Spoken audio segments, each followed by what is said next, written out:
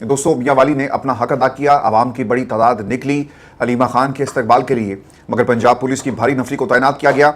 अलीमा खान की रैली के ऊपर पुलिस का हमला, पाकिस्तान तहरीक इंसाफ के कारकुनान के ऊपर तशद्दुद, ये तमाम तफसीलात शामिल करेंगे आज की इस नशिस्त के अंदर। और डीएसपी ने रोककर अलीमा खान को क्या कहा, और पंजाब पुलिस इस वक्त एक प्राइवेट फोर्स बनी हुई है, इसका भी मुकम्मल हाल वाला आपके सामने रखेंगे। और दोस्तों, मंगल का दिन पाकिस्तान तहरीक इंसाफ इमरान खान की बहनों की मुलाकात का दिन, तहरीक इंसाफ की हिकमत अमली, इसका भी मुकम्मल जायजा लेंगे आज की इस नशिस्त के अंदर। और दूसरी तरफ सिस्टम में से धुआं निकलना शुरू हो चुका है।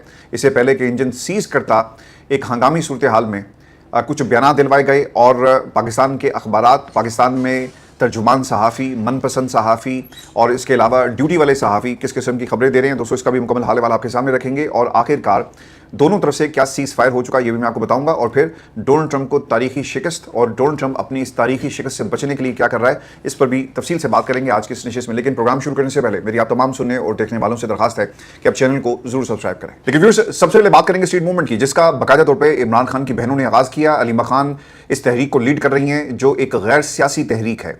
ये भाई के लिए आज़ादी की तहरीक है, पाकिस्तान के अंदर रूल ऑफ लॉ की तहरीक है, और पाकिस्तान के अंदर जमहूरियत की बहाली की तहरीक है, यानी एक कौमी तहरीक का बाकायदा तौर पे आगाज़ कर दिया गया।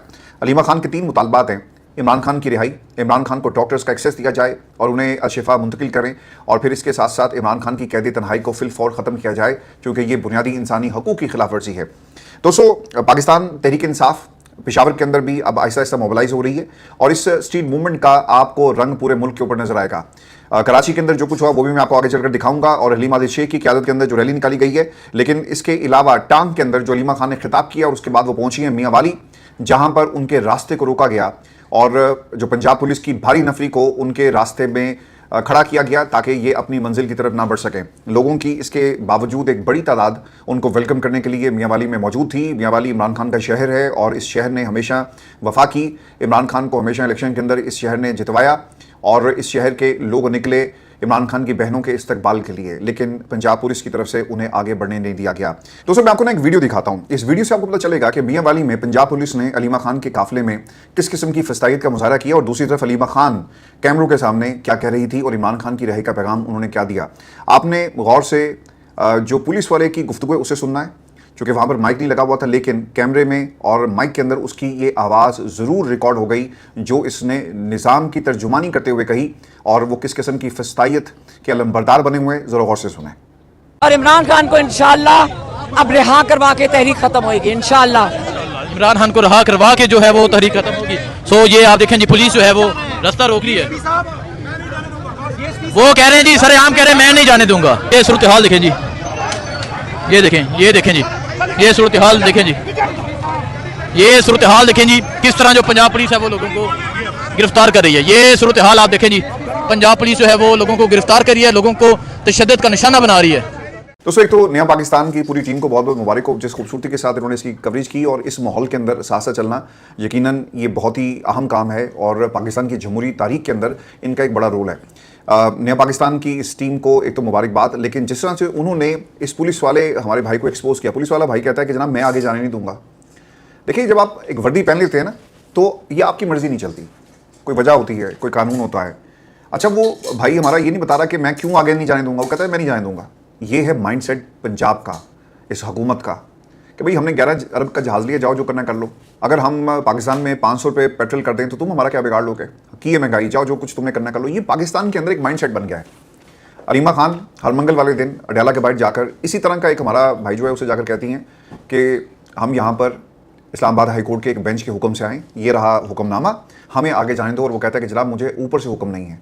अब ये कितनी ऊपर से हुक्म आता है, और इन्हीं लोगों को आता है, और किस कायदे कानून के तहत आता है कि इमरान खान की बहनों की अपने भाई से मुलाकात नहीं करवाई जाती। तो ये है माइंडसेट पाकिस्तान के अंदर इस निज़ाम का। और वो पुलिस वाला भाई हमारा कहता है जी कि मैं आपको आगे जाने नहीं दूंगा। भाई आप क्यों नहीं आगे जाने देंगे, क्या मियां वाली नो गो एरिया है? देखिए, जहाँ जहाँ इनकी हुकूमत है ना, इन्होंने हर उस इलाके को, उस जगह को ना नो गो एरिया बना दिया। कश्मीर के अंदर एहतजाज इसलिए नहीं हो सकता क्योंकि कश्मीर अपने हक की बात कर रहा है। आपने इस माहौल के अंदर भी इलेक्शन करवाकर अपनी रेट कायम करने की कोशिश की है, लेकिन आप ज़रा रेफरेंडम करवाकर देख लें, कश्मीर की आवाम से पूछ लें, और वो अपनी 12 नशिस्तों के हवाले से उनकी क्या सोच है, और वो मौजूदा हुकूमत और इस हुकूमत को लाने वालों के बारे में क्या सोचते हैं, आपको लग पता जाएगा। इसीलिए आपने अल जज़ीरा को वहाँ पर बैन कर दिया, क्योंकि वो दुनिया को दिखा रहा था कि कश्मीर के अंदर क्या हो रहा है, पंजाब के अंदर लोग क्यों नहीं निकलते। थैंक्स टू हमाद अजहर, उन्होंने पूरी पाकिस्तान तहरीक इंसाफ को, अगर वो कोशिश जारी रखते, रेजिस्टेंस की, तो शायद आज ये हालात ना होते। اور इन जैसे दोस्त बहुत सारे आए। अलीमा खान, आलिया हमजा ने कोशिश की, उनको भी आपने जेल के अंदर डाल दिया। बुनियाद बनी वो तमाम रेजिस्टेंस का ना होना जो हमाद अजहर जैसे दोस्तों ने जिससे इनकार कर दिया या छुप गए। कभी कभी उनकी कोई ट्वीट आ जाती है। अगर पंजाब के अंदर कॉन्टीन्यूस इस तरह के आप रेजिस्टेंस को क्रिएट करते, एक ऐसा महाज बनाते, लोग निकलते, कुर्बानी देते, लोग ये जो पंजाब पुलिस के साथ एक प्राइवेट फोर्स बनी हुई है इसका रास्ता रोकते, तो आज शायद हालात डिफरेंट होते। लेकिन इसके बावजूद अलीमा खान ने मियाँ वाली में जाकर पुलिस और निज़ाम को टक्कर दी और मुक्का लहराकर इस तहरीक का बाकायदा तौर पर आगाज़ कर दिया है। और अब ये इमरान खान की रिहाई पर ही जाकर तहरीक जो है रुकेगी। अलीमा खान ये कहती हैं कि इमरान खान की रिहाई तहरीक शुरू हो चुकी, अब ये इमरान खान की रिहाई पर ही खत्म होगी। हम इतना दबाव बढ़ाएंगे या तो ये जजेस ओहदे छोड़कर भाग जाएंगे या इमरान खान को इंसाफ देंगे। हमारी पहली डिमांड वाज़ेह है कि इमरान खान को फौरी अस्पताल मुंतकिल किया जाए। दूसरा मुतालबा, इमरान खान की कैद तन्हाई फौरी खत्म की जाए। इमरान खान ने मुझे कहा था कि कौम को पैगाम दो कि अगर आपने उनकी गुलामी कबूल कर ली तो आप भी, आपकी आने वाली नस्लें भी उनकी गुलामी करेंगी, आप ये गुलामी कबूल करोगे। और ये उनका सवाल था। और फिर उन्होंने मुख्तलिफ मकामात के ऊपर पाकिस्तान तहरीक इंसाफ के वर्कर से खिताब किया।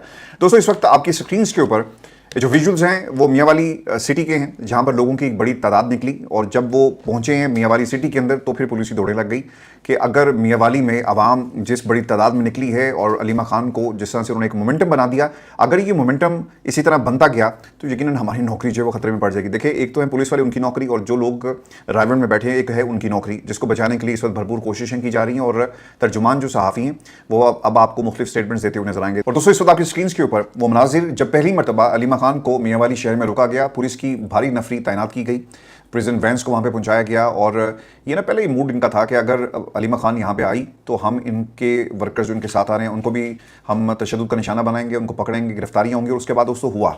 इस वक्त आपकी स्क्रीन के ऊपर वो वीडियोस भी चल रही हैं जब हल्ला बोला गया पाकिस्तान तहरीक इंसाफ के वर्कर्स के ऊपर, और जितने भी वर्कर्स गाड़ी के साथ साथ मौजूद थे उनको वहाँ पर लाठीचार्ज किया गया, उनको मारा गया, गिरफ्तार हुए। और दोस्तों, बहुत सारे यंगस्टर्स को टारगेट किया गया है ताकि लोगों में खौफ राज फैले। अगर अलीमा खान ने इसी तरह से मोमेंटम जारी रखा पंजाब के अंदर तो फिर ऑब्वियसली सिस्टम की कोलैप्स की तो बात हो रही है, और ऊपर से रेजिस्टेंस आ गया तो फिर आपका बचना जो है वो नामुमकिन हो जाएगा। एक बात आपने याद रखनी है, पंजाब के अंदर ना मज़ीद आने वाले दिनों में जब ये स्ट्रीट मूवमेंट अपने अरूज पर पहुंचेगी तो हमें मज़ीद फस्तायत देखने को मिलेगी। उसकी बुनियादी सी वजह है, देखें, सिस्टम ने अब आपको बचाने के लिए नहीं आना, ये बात आप याद रखिएगा।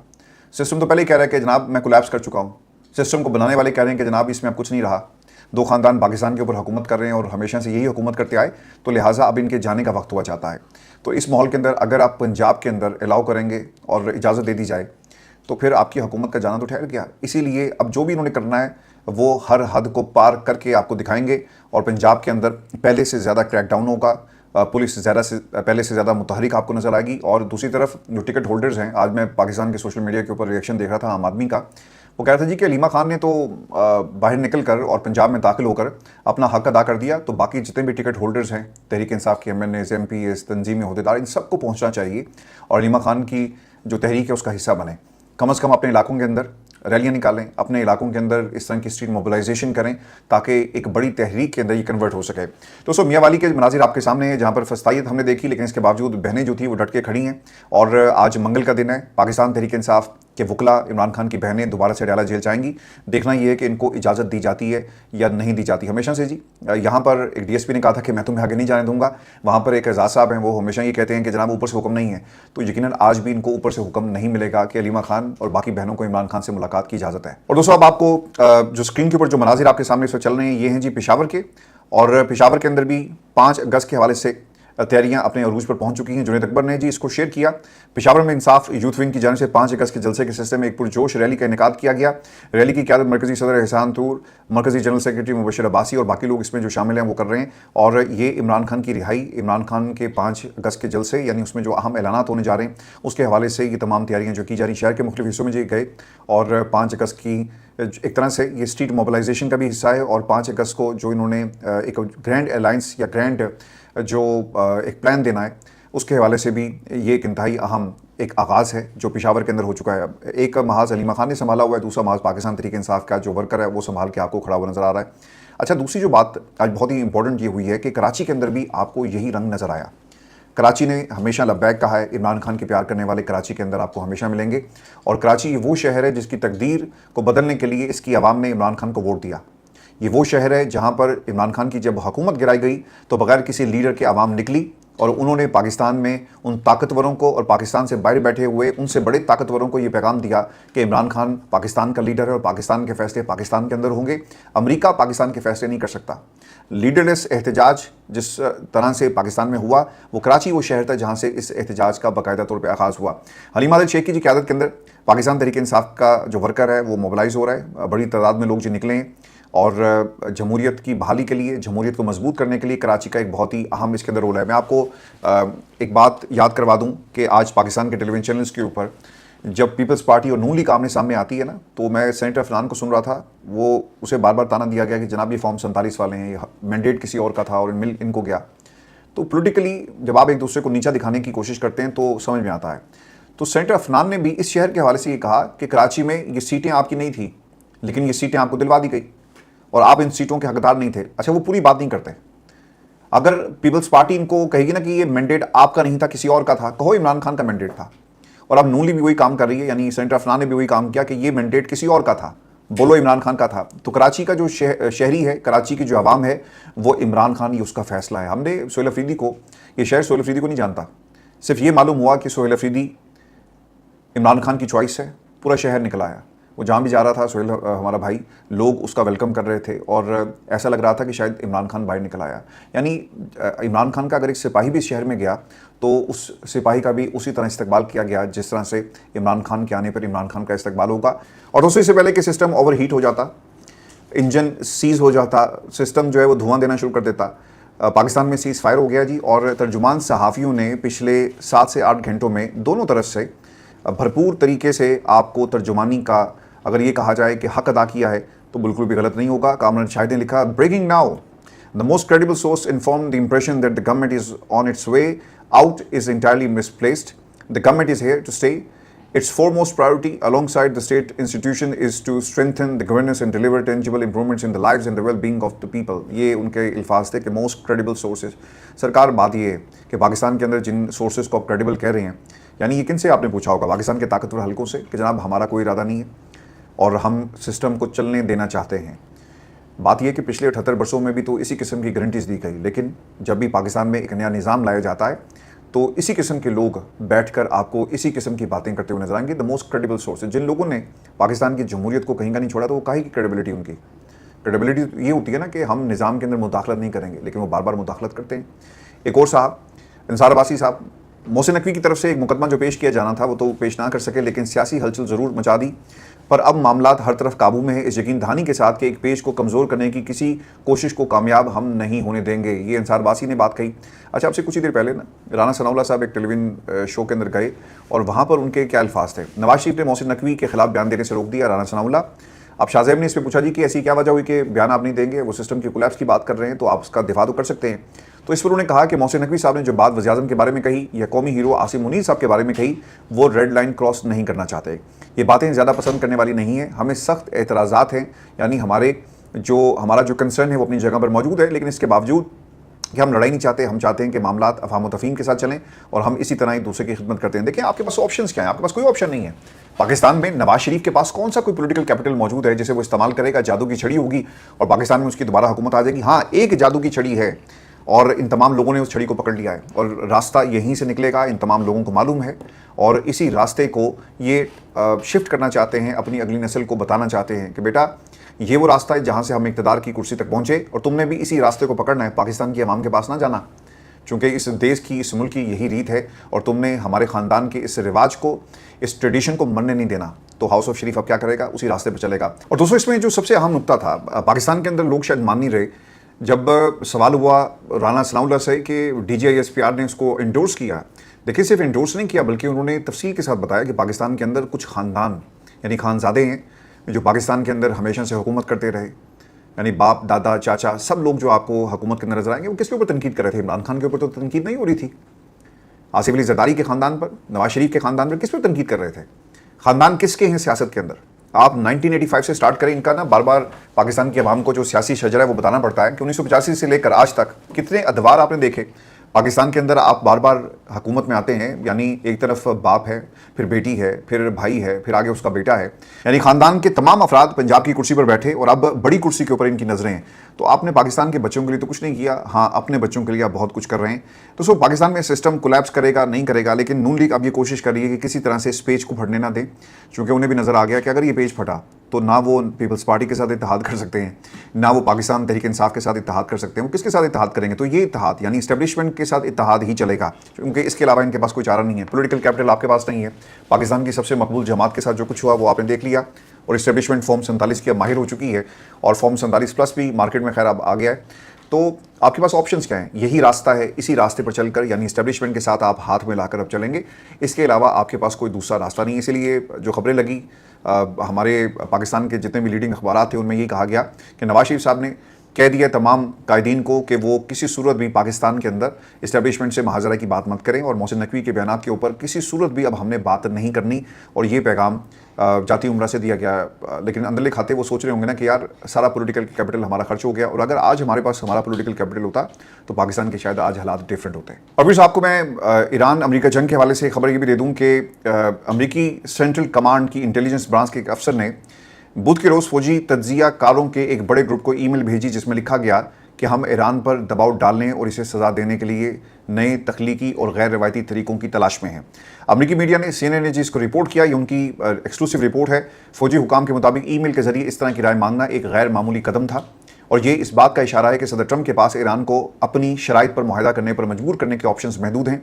सेंटकॉम के तर्जुमान कैप्टन हॉकिंस ने एक बयान में कहा कि अमेरिकी सेंट्रल कमांड की तख्लीकी सोच और काम करने की एक तवील तारीख है, और रिपोर्ट के मुताबिक ये ईमेल सदर ट्रंप की जानिब से ईरान पर नए हमलों की धमकी देने से कबल भेजी गई। अब देखें इसके ऊपर तनकीद क्यों हो रही है और असल में वजूहात क्या हैं। अमेरिका जंग के नताइज डोनाल्ड ट्रंप की मर्जी के मुताबिक नहीं निकल रहे। अमेरिका इस जंग को 5 दिन से ज़्यादा जारी रखने के हक में नहीं था, और यही चीज़ नेतन्याहू की तरफ से अमेरिकन को बताई गई कि ईरान के पल्ले कुछ नहीं है, तुम हमले करोगे, ईरान खामोशी से इस हार को तस्लीम करेगा और मुज़ाकरात की मेज़ पर आएगा, और तुम्हारे लिए मेरे लिए हम सब के लिए एक विन विन सिचुएशन होगी। जो काम 47 वर्षों में तुम्हारे से पहले आने वाले इस कुर्सी पर जो सदर थे वो नहीं कर सके, वो काम तुम सिर्फ 5 दिन में कर सकते हो। डोनाल्ड ट्रंप एक लालची इंसान है, डोनाल्ड ट्रंप एक बिजनेसमैन है। डोनाल्ड ट्रंप कोई भी काम नफ़ा नुकसान को जांचे बगैर नहीं करता। डोनाल्ड ट्रंप ने जब वॉर ट्रॉफी देखी, विक्ट्री स्पीच देखी, अपने पॉलिटिकल कैपिटल को बढ़ते हुए देखा, to make America great again का नारा जब उसके सामने था और पूरा मंजर जिस तरह से बयान किया गया, और उसने 18 एजेंसीज़ की रिपोर्ट्स को साइड पर रखकर नेतन्याहू के पीछे लगकर ईरान के ऊपर हमला कर दिया। दोस्तों ये 5 दिन की जंग तकरीबन कोई 130-135 दिन हो चुके हैं। आप ये जंग जीते नहीं हैं, बल्कि एक नया महाज आपने हुर्मुज़ की शक्ल में आपके सामने खड़ा है। अब डोनाल्ड ट्रंप यूरेनियम को तो सरेंडर कर रहा है। आप गए थे यूरेनियम को सरेंडर करवाने ईरान से, लेकिन अब आपको यूरेनियम को सरेंडर खुद करना पड़ा कि ठीक है यार यूरेनियम की तो बात होती रहेगी, दोबारा हम हमला कर देंगे अगर तुमने इन तमाम तनसीबात से यूरेनियम को निकालने की या मज़ीद अफसूदगी की कोशिश की, लेकिन आपने हुर्मुज़ को खोल दो। आपने हुर्मुज़ अब एक ऐसा हथियार बन चुका है जो एटम बम से भी बड़ा है, और अमेरिका के खिलाफ इस हथियार को और दुनिया की इकॉनमी के खिलाफ इस हथियार को ये इस्तेमाल कर रहे हैं। इस माहौल के अंदर आपके पास ऑप्शंस क्या थे? सफारती महाज नाकाम, सालसी का महाज नाकाम, और फिर मिडल ईस्ट के महाज से आपको नाकामी का सामना करना पड़ा। आपके दोस्त आपसे नाराज़ हो गए, और अब आपके पास ऑप्शन क्या है? आपने अपने लेफ्ट राइट देखा, हारने के बाद मुंह की खानी पड़ी, तो आपको याद आया कि यार ये जो लेफ्ट राइट फौजी खड़े इनसे भी पूछ लेते हैं। तो डोनाल्ड ट्रंप अब काम वो कर रहा है कि अपने आसपास फौजियों से भी ये पूछा जा रहा है कि हम इस जंग को कैसे जीत सकते हैं। शायद आपके लिए जंग जीतना अब नामुमकिन हो चुका, क्योंकि जब तक ईरान के ऊपर हमला करके वहाँ की क़यादत को कैप्चर नहीं किया जाता, जो कि नामुमकिन है, जब तक वहाँ पर हुकूमत का तख्ता उल्टा नहीं जाता, जो कि नामुमकिन है, और 1000 साल भी आप लगे रहेंगे ये नामुमकिन ही रहेगा, तब तक आप ईरान को कॉन्कर नहीं कर सकते। और डोनाल्ड ट्रंप को ये बता दिया गया है। डोनाल्ड ट्रंप अब कोई ना कोई रास्ता निकालना चाहता है कि जहाँ पर उसकी फेस सेविंग हो सके और पॉलिटिकल जो कैपिटल है वो बच सके। तो ये पॉलिटिकल कैपिटल क्यों इंपॉर्टेंट होता है? मेरा ख्याल है कि नवाज शरीफ को ना डोनाल्ड ट्रंप से पूछना चाहिए, और वो आपको बड़ी तफसील के साथ बाबूजी को बताएंगे कि पॉलिटिकल कैपिटल ये असल चीज़ होती है। सियासी जमातें जो अमेरिका में है ना, रिपब्लिकन्स, वो इस्टेब्लिशमेंट के कंधे पर चढ़कर इक़्तिदार में नहीं आएंगी, उस पॉलिटिकल कैपिटल के जरिए जिसे वो सिक्योर करने में लगे हुए हैं। आपको क्या लगता है कि इस जंग को जीतना डोनाल्ड ट्रंप के लिए अब क्यों इज्जत बेइज्जती का मसला है? नहीं। ज़िंदगी और मौत का मसला है? नहीं।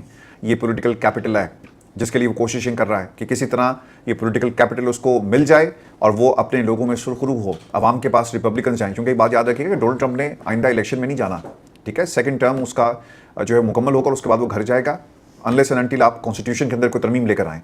आने वाला कल रिपब्लिकन्स में जो भी बंदा होगा, जो भी इनका उम्मीदवार होगा, ये उसके लिए इंपॉर्टेंट है कि वो किस तरह से अपनी पॉलिसीज को कंटिन्यू करे। जेडी वेंस, मार्को रूबियो, इनमें से कोई भी हो सकता है।